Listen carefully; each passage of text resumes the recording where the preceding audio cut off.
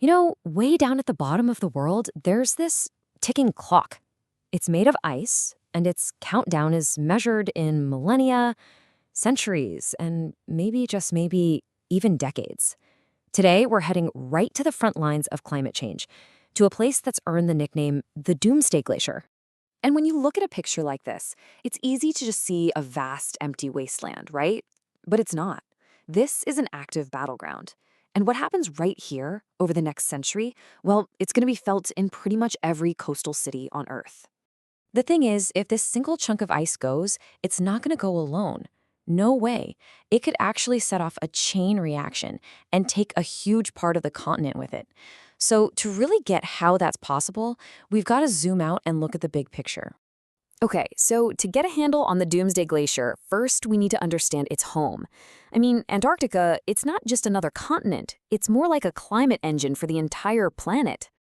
When you see it from space like this, you really start to get the scale of it. I mean, this is the largest single mass of ice on our planet. It holds something like 90% of the world's ice. It's so huge, it actually influences weather patterns and ocean currents all around the globe. Okay, get ready for this number. 58 meters. Just let that sink in for a second. That's over 190 feet of potential sea level rise. Now look, nobody is saying this is going to happen overnight, but it just shows you the mind-boggling amount of water that's locked away down there. And that's why scientists call it the biggest wild card we've got. So how could this sleeping giant actually wake up? Well, to get that, we need to talk about one really crucial feature, the ice shelf. The best way to think about it is like a cork in a bottle. Seriously. It's like the glacier's floating front porch, and its whole job is to hold back that massive river of ice pushing from behind. And this diagram, this is great. It gives us a perfect cross-section. You can see the whole system, right? Snow falls, the ice builds up, and it flows slowly toward the sea. And right there at the edge, that's the ice shelf we were just talking about. See how it's kind of braced against the seabed?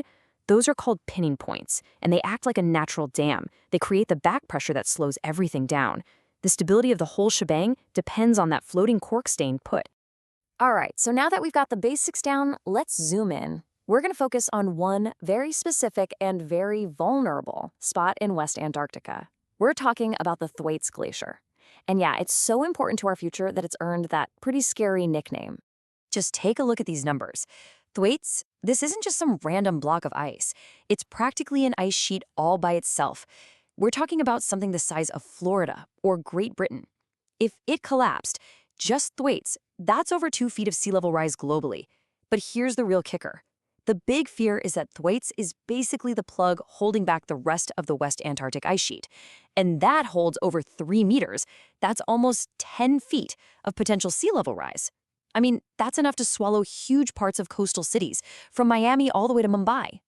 And this isn't just some wild guess. Answering this one question, how much, how fast, has become one of the most urgent missions in all of climate science. There's a $50 million international project, a team-up between the US and the UK, and they are throwing everything they've got at this problem. I mean, satellites, robots that drill through the ice, shits, you name it, all just to figure out what is going on. And what they're finding out is, well, it's pretty wild. The biggest threat isn't coming from the warm air above, it's coming from the ocean below. There's this hidden battle going on hundreds of meters under all that ice. The process itself sounds pretty simple. You've got this warmer, saltier ocean water, which is denser, so it sinks, and it flows along these deep channels on the seafloor, right up to the base of the ice. Once it gets there, it just starts melting the glacier, from the bottom up. They call it basal melting, and it's literally eating away at the glacier's foundations. Okay. And this is where the newest science gets really, really concerning. The researchers found a totally new process, something we just didn't know was happening. It turns out the daily tides are acting like a giant pump. Every single high tide forces warm, high-pressure seawater way under the glacier. We're talking up to 10 kilometers inland. It's attacking the ice in places everyone thought were safe.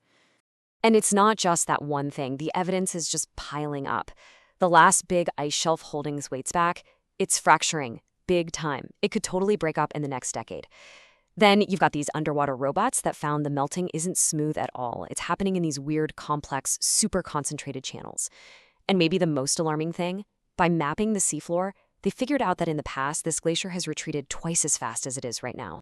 So all of this leads to the biggest question, right? The really deep one. If we push these massive ice sheets past a certain point, can they ever come back? To try and answer that, scientists have been looking at the other great ice sheet on our planet, Greenland. It's the ultimate what-if scenario, isn't it? Imagine we invent some amazing technology, pull all that extra CO2 out of the air, and cool the planet back down. Does everything just reset? Does the ice just grow back to the way it was? What do you think? Well, the answer, according to the science, is a pretty firm no. And it's because of a fascinating concept called hysteresis. Let's just walk through this graph for a sec.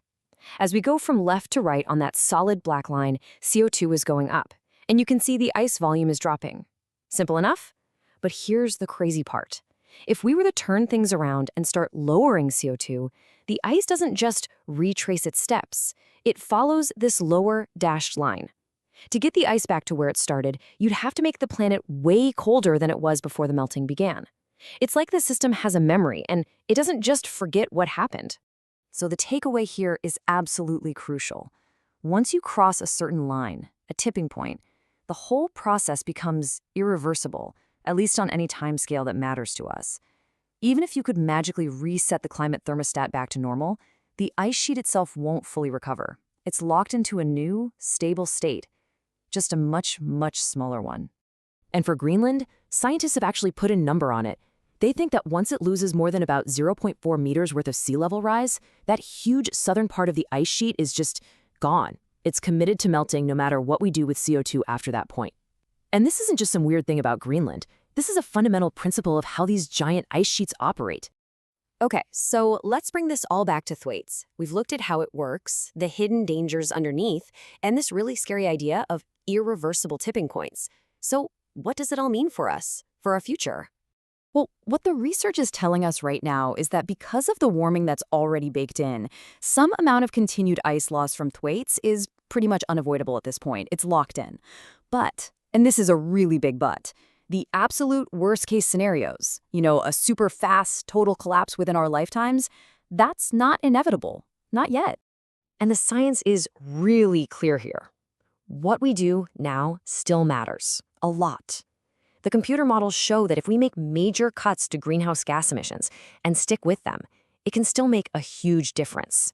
It might be enough to delay a runaway collapse, maybe push the worst of it beyond this century. And that would buy us all more time to adapt. At the end of the day, the job of science is to draw the map, to show us where the dangers are and where the possible escape routes might be. And in this case, they've shown us the point of no return. But now, that map is in our hands. So what happens next isn't just a question for scientists anymore. It's a question for every single one of us.